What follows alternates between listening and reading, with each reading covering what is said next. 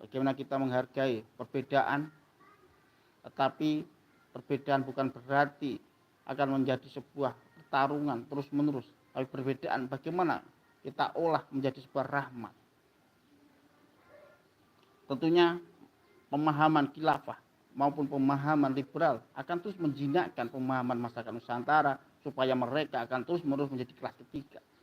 Maksudnya apa? Maksudnya masih ingatkah kita di zaman Belanda bahwa kelas pertama yaitu bangsa kulit putih dan kelas kedua yaitu bangsa Arab dan bangsa Cina, dan kelas ketiga itu bangsa pribumi. Itulah dari segi bentuk secara ilmu sosiolog, secara ilmu antropolog, bahwa sejak zaman Belanda kita diletakkan sebagai masyarakat ketiga. Jadi muncul pertanyaan kembali, seberapa kuatkah Islam Nusantara menangkal ideologi Islam khilafah maupun Islam liberal di kawasan Asia Tenggara.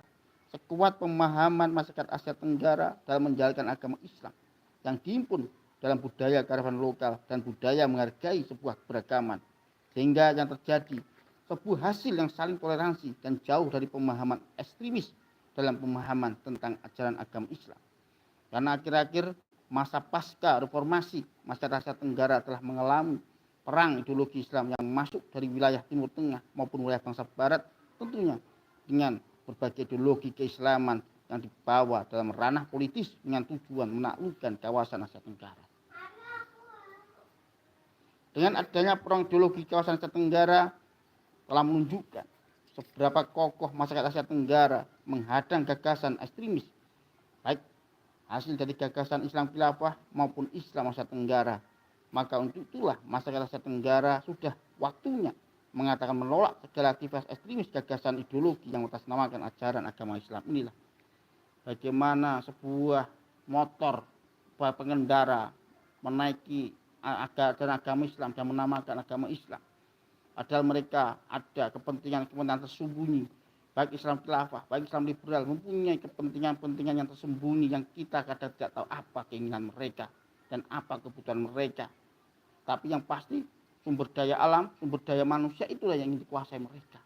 Dengan sumber daya alam mereka mampu mencapai kekayaan, sedangkan dengan sumber daya manusia dia ingin menjadikan, bahasa kasar, menjadikan mereka adalah anak buah mereka, budak-budak mereka di dalam pemikiran mereka hingga dicuci otak-otaknya.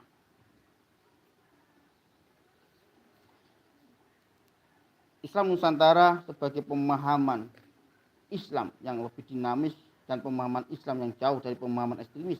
Tentunya Islam Nusantara masih mampu melakukan sebuah penjagaan dan memfilter berbagai gagasan ideologi ekstremis, baik yang dihasilkan dari pemahaman Islam khilafah maupun pemahaman Islam liberal.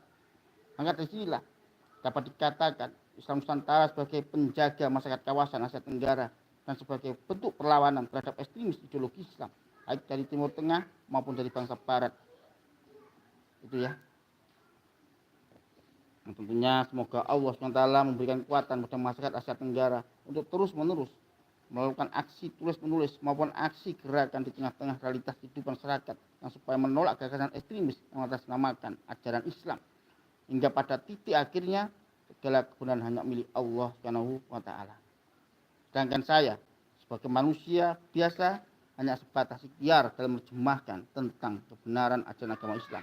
Semoga Allah Ta'ala mengampuni segala salah dan khilaf saya.